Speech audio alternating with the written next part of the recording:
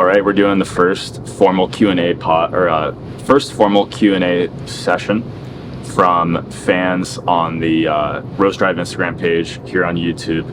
I've got my friend Edward that went to college with me. He's my first roommate in college who's going to be asking the questions that everybody sent in. He might remix the questions a little bit and maybe add on based off of what he knows about me, or he might add in some personal flavor to the questions that he might be curious about himself. So we're gonna go ahead and do this. I hope you guys enjoy this. What got you into DJing? The main thing that got me into DJing was freshman year at the Naval Academy. I was watching an Ultra Music Festival video on YouTube, which, you know, we didn't even really have access to YouTube. I don't know what the circumstance was where I was allowed to watch YouTube, but was watching a YouTube video, Ultra Music Festival, and I was like, I just saw that and I knew I wanted to do exactly that. And it was around the time that I stopped playing baseball.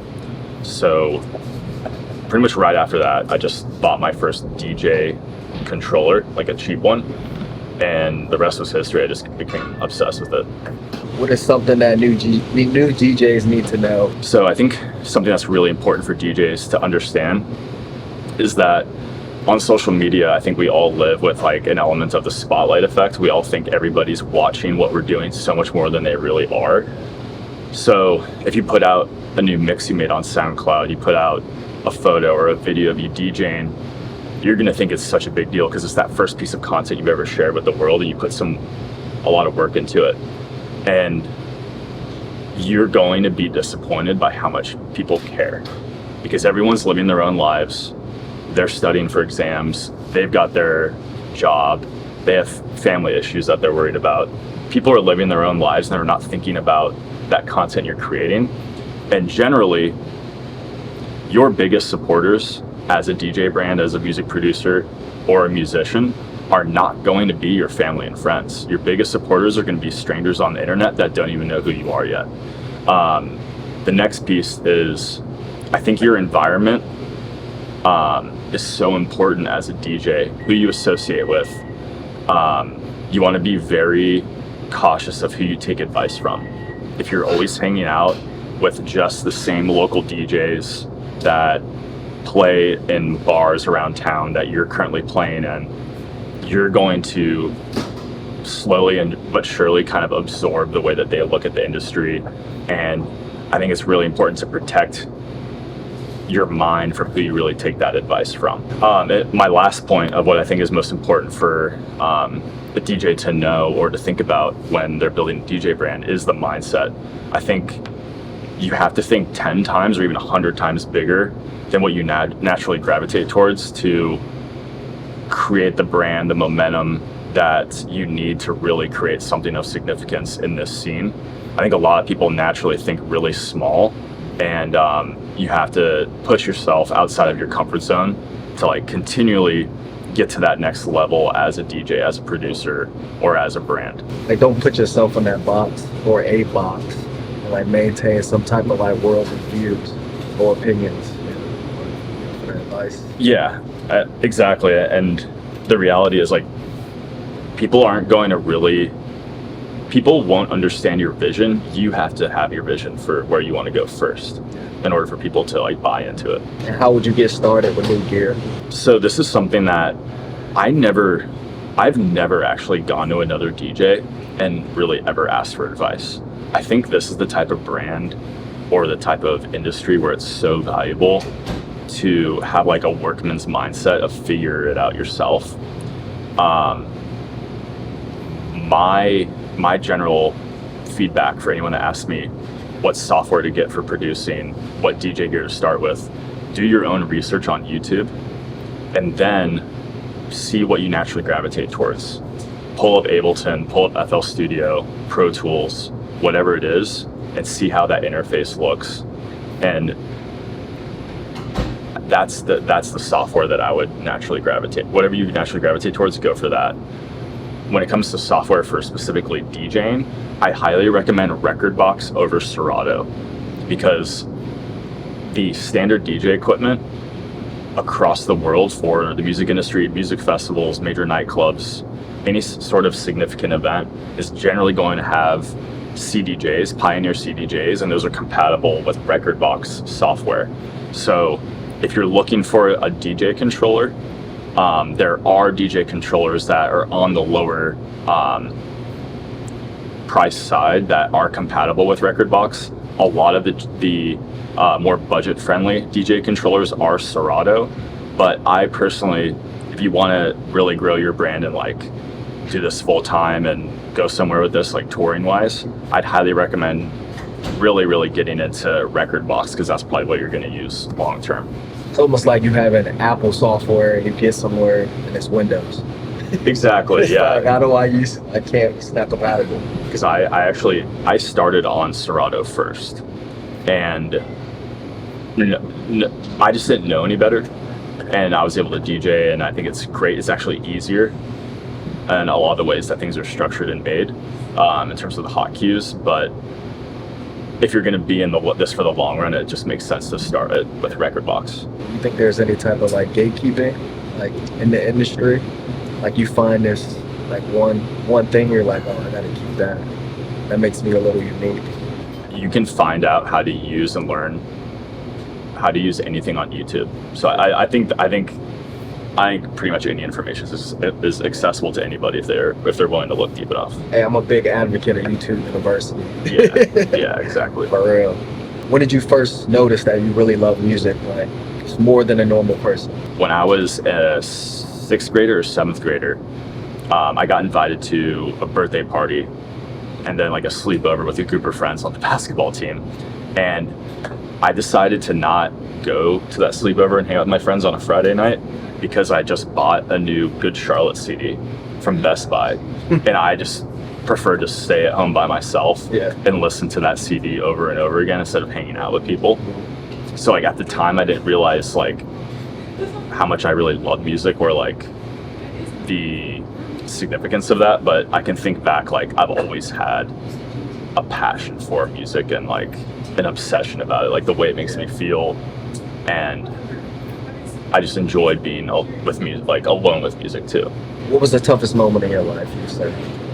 So Edward went to the Naval Academy with me, and it's a really tough academic institution. I was a physics major, and second semester of senior year, I was taking my second semester of quantum physics, and everybody at the Naval Academy has to take electrical engineering, thermodynamics, computer science courses like cybersecurity, and as a physics major, those were actually my easy courses, legitimately. And with quantum physics, that last semester, I was going into my final exam with a 61 in the class. If I got anything worse than a 58, I would fail the class and then not graduate. But the significance of that with the Naval Academy is there's only one section for that class. And if I failed, I would potentially have to either do it at one more entire year at the Naval Academy, or I would just get kicked out and potentially have to pay back the money to not graduate. Ended up passing the exam, got a 60. And that was a really weird time in my life, because you would think you'd be really excited to graduate from the Naval Academy and like such a prestigious institution. But all I wanted to do was music at the time. So it was like this bittersweet. I was actually about to have less time to do music because I was about to be active duty in the Navy. It was a weird time. That was probably the most difficult time in my life, where I just wanted to do music and I had to go do that. So I remember that, man. Like senior year, I was excited. Like you said, graduation was right there. And I remember checking in on you, and you was stressed. You was going through it. For anyone that is stressed about exams, at the end of the day, it probably won't matter like 6 months from now, a year from now, as long as you pass. Like, most people I know aren't doing anything like related to their major, and if they are, like, the difference between getting an 87 or a 95 or an 82 on an exam really isn't going to matter. So the biggest lesson is to do the work, sit in the chair until you get it done. but you can apply that to anything in life. What's the meaning behind Rose Drive? Gotta know. So Rose Drive has three meanings. The first, I'll say the rose is like symbolic of love, like bringing people together through dance music. I think in any interaction in life, you can come from a place of love, a place of fear, or a place of hate. And through music, I think you are coming from a place of love to bring people together, like on the dance floor. The second part of Rose Drive is the drive part, the path in life. And that's something you have to discover for yourself, you know, not family, not your parents, not an older sibling, not your high school coach, not a teacher, and not any societal norms. It's your passion. It's something that you can't stop thinking about. It's something that you wake up excited to go do every day. And for me, that's music, that's DJing. And ever since I discovered it, I've been all in for it. And in Rose Drive, there are two I's, they're both lowercase. One I is representative of like the self, who you are currently or where you are at the beginning of your journey. And the other I is the person that you need to become to achieve that path through your habits, your skill sets, your character traits that you develop over time to become the best person you can be, to reach your full potential in reaching that path, the end of that path and that journey. I want to actually clarify that the path and the journey for something like this doesn't actually ever end. That's the goal, is to be able to play an infinite game that has no exact way to win. The whole point of this brand for me is to keep playing. Yeah. You just stepped into the new year's, which was awesome. What can we expect from you, you know, in 2024? This time last year, I actually came off of doing a pretty big fall tour, like a pretty significant fall tour, did a lot of shows, but I actually felt really stagnant. I felt like I was kind of doing the same thing back-to-back years. I'd made a lot of improvements, but I felt like there was something that I could do differently. And I thought that 2023 would be a big year.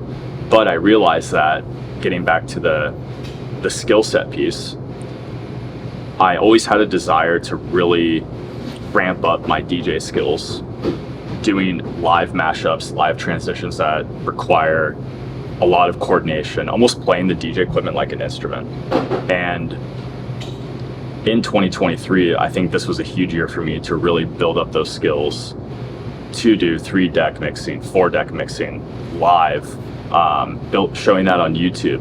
Like if you're watching this right now, you've probably seen some of that YouTube content, some of that Instagram content, and really setting myself apart from maybe other DJs and producers that might go up there and just play a song or play a pre-made mashup that they made in the studio, and there's no real risk. So I think for 2024, I think people will hopefully now know what Rose Drive is about, what that live show is, and knowing that it's a true performance rather than, or a very dynamic performance rather than a, you know, somewhat stagnant, static hangout DJ set vibe, more of like a true performance with a lot of risk. Because like hypothetically, if you go see your favorite band or your favorite hip-hop artist or someone and they perform, it's not really guaranteed that they're going to do it perfectly. They actually have to execute the show. So that's something that I'm really excited about, and I think people can expect a lot more of that type of DJ content, seeing it live in the shows. And I'm going to make a promise to everybody watching that I'm going to keep working really, really hard to keep getting better and better, and get it to the point where 3 months from now, 6 months from now, a couple of years from now, I'll look back at my DJ skills now and hopefully cringe at what I'm currently doing like I did years ago. And that's all a part of the process. Each show then, I mean, it's unique, you know, like you gotta be there at that place and time to actually see that set. You know, you'll never see that set again. Oh yeah, exactly. So I mean, no, you brought up another great point, that the style of DJing, you really can't do the same show twice. So I feel like every single show can be a new experience, not like entirely new. A lot of the songs are going to end up being somewhat the same, but yeah, I'm really excited about that. How do you feel different now than you did last year? The biggest difference is that I feel very excited about the momentum that 2024 already has. We're about to, actually by the time this video comes out, I think we might have announced my first tour for 2024. It's the most shows that I've done at the beginning of any year, and that's given me a lot of confidence to put more time in the studio with making more music.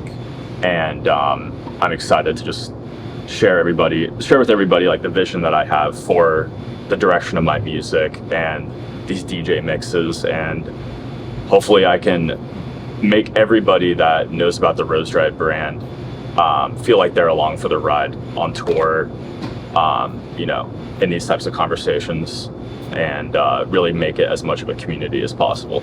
I'm excited for it.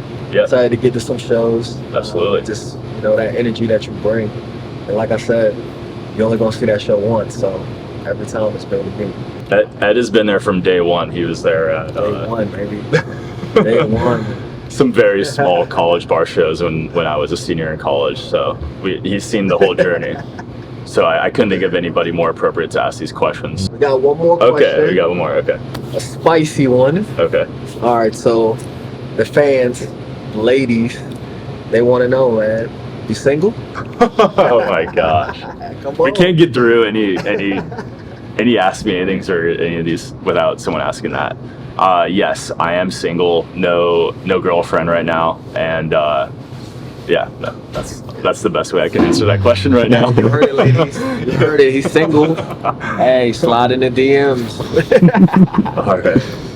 Well, thanks for watching. If you have any other questions or that you'd like for me to answer in the next Ask Me Anything session, or if you have any ideas for content that you'd like to see on the Rose Drive YouTube channel in the future or anywhere on social media, drop them in the comments. Shout out to Ed for being a great friend and being a great host for the Q&A session, the first one that we've ever done on YouTube. Shout out to Josh, produced by Gretz, filming right now, and we'll see you next time.